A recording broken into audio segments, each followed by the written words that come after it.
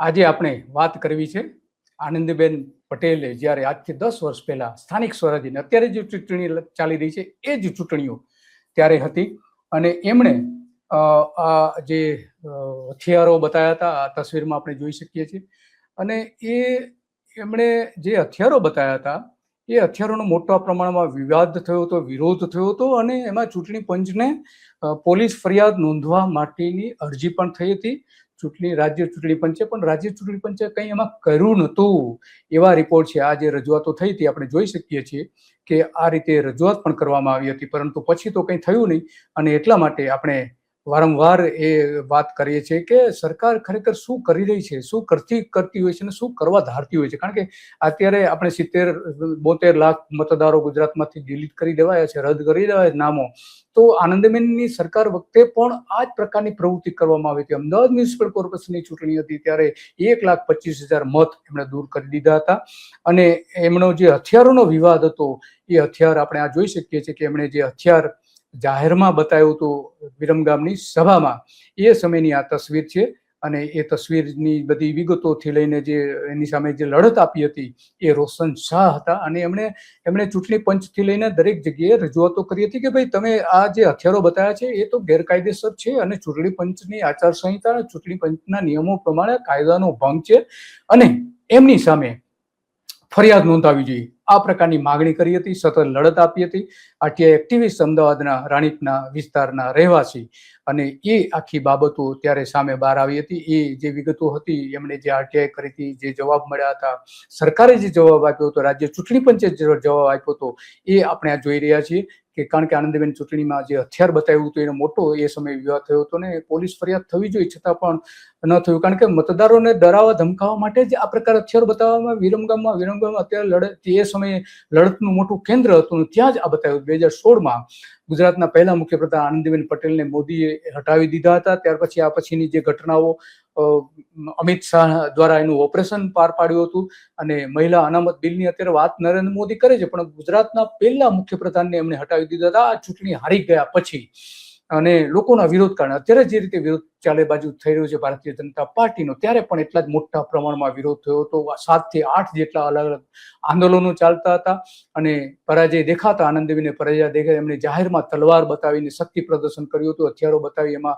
વિવાદ ઉભા કર્યા હતા. ચૂંટણીમાં હથિયાર બતાવી શકાતા નથી છતાં પણ બતાવવામાં આવી હતી અને એની સામે રાજ્ય ચૂંટણી પંચે તપાસ પણ કરી હતી. તપાસનો અહેવાલ પણ આવી ગયો હતો, પણ એ અહેવાલ પણ જાહેર કરવામાં આવ્યો નહોતો અને મતદારોનો દ્રોહ એ સમયે રાજ્ય ચૂંટણી પંચે કર્યું હતું. આનંદીબેન પટેલ ભલે સફળ રાજનેતા હોય પરંતુ એમણે નરેન્દ્ર મોદીનું હંમેશને માટે રાજકીય હથિયાર બનીને રહેવાનું પસંદ એમણે કર્યું છે. આનંદીબેન પટેલ બે ધારી તલવાર હંમેશને માટે રહ્યા છે, તળ અને ફળ એવો એ કરવા માટે જાણીતા છે અને 2016ની સ્થાનિક ચૂંટણીમાં ભારે બેઠકો ગુમાવવાના કારણે એમણે સત્તા પણ ગુમાવવી પડી હતી. તો અત્યારે જે વિરોધ થયો છે એમાં જો સત્તા જશે તો શું ભૂપેન્દ્ર પટેલને સત્તા ગુમાવવી પડશે?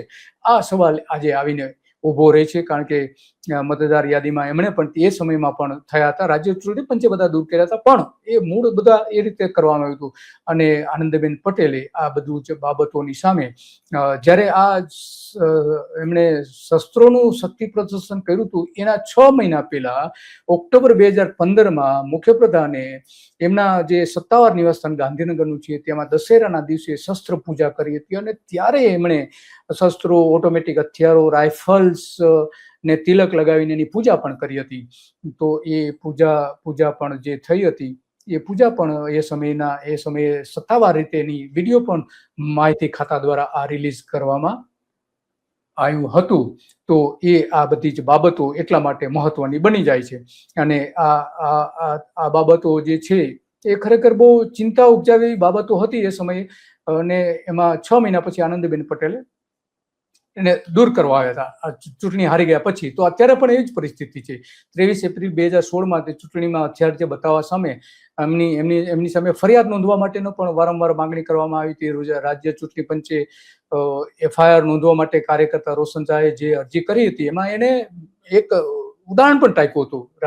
કેન્દ્રનું જે ECI જે છે ચૂંટણી પંચ, તો એમણે એના સંદર્ભમાં એને સંદર્ભ ટાંકીને 464 નંબરના INST અને 2014 EPS પ્રમાણે કે તમારે એની સામે પોલીસ ફરિયાદ કરવી જોઈએ, આનંદબેન સામે, પણ કરી નહીં, અને FIR નોંધાવી ફરજિયાત હોવા છતાં પણ ન નોંધાવી. અને એ સમયે પત્રકારોએ સમાચારો પણ છાપેલા હતા કે આ પ્રકારનો ચૂંટણી પંચે એમને આદેશ આપ્યો છે, તપાસના આદેશો આપ્યા હતા, તપાસ અહેવાલ પણ આવી ગયો હતો, પરંતુ એ તપાસ અહેવાલ પછી પણ કોઈ જ પગલા ભરાયા નતા.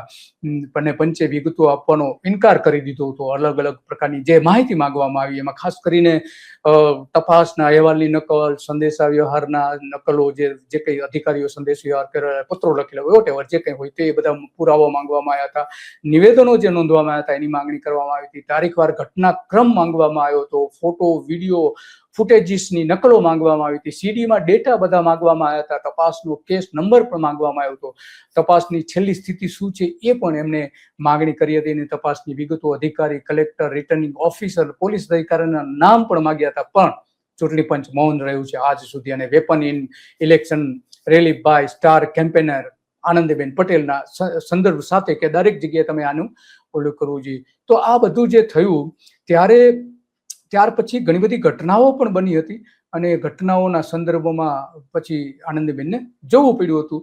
આનંદીબેન ગયા ત્યારે એમણે ફેસબુક ઉપર એની નોંધ પણ મૂકી હતી, અને અમિત શાહે ત્યારે જે કહ્યું હતું એ પણ સાંભળીએ કે આનંદીબેનને હટાયા એ વખતે અમિત શાહે શું કહ્યું હતું ચૂંટણી હારી ગયા પછી. नगर कॉरपोरेशन का चुनाव है, अलग अलग कारणों से इस पर विचार नहीं हुआ. आज सुबह उन्होंने मुझे पत्र भेजा है जिसमें उन्होंने एक इच्छा व्यक्त की है और एक अच्छी परंपरा भी बनाई है. उन्होंने कहा है कि नवंबर में उनके 75 साल समाप्त हो रहे हैं. તો આ અમિત શાહનો જે વાત હતી એ પણ આપણે જોઈ કે એમણે શું કહ્યું હતું. તો આખું રાજકારણ રમાઈ ગયું હતું. અને આનંદીબેન હમણાં થોડા સમય પહેલા જ કહ્યું હતું, જે અમિત શાહ જયારે એની બુકનું વિમોચન હતું, આનંદીબેન ઉપર લખાયેલી બુકનું વિમોચન હતું, ત્યારે અમિત શાહ ઉપર જ આનંદીબેન પટેલે કહ્યું હતું કે કોઈ પણને દૂર કરી શકે છે ને કોઈ પણને ઊંચા પણ લાવી શકે છે, એની વાત કરી હતી. સાંભળીએ. હમણાં જ આપણી વચ્ચેથી ગૃહમંત્રી ગયા, આપણે બધા જ એમને ઓળખીએ છીએ, ચાણક્યના નામે, અને છે પણ ચાણક્ય. કોને આગળ લઈ જવું ને કોને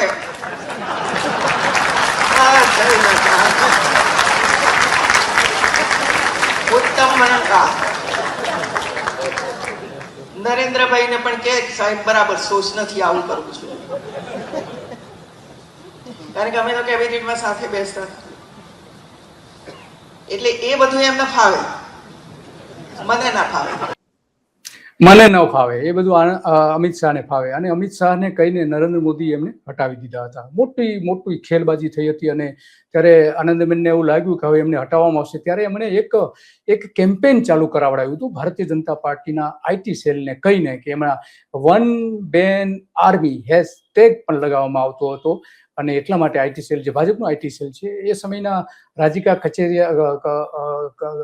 કચેરિયાએ પણ સત્તાવાર જાહેરાત કરી હતી, ભાઈ અમને CM ઓફિસ દ્વારા કહેવામાં આવ્યું હતું કે તમારે આ પ્રકારનું એમના બચાવમાં કહેવામાં આવું કરવાના આ પોસ્ટ મૂકવામાં છે, પોસ્ટ મૂકવાની છે 2016માં. વન મેન આર્મીની વન બેન આર્મી કરી હતી. અને કેટલીક એમના સફળતાઓના જે યશગાન પણ એમાં ગાવામાં આવ્યા હતા.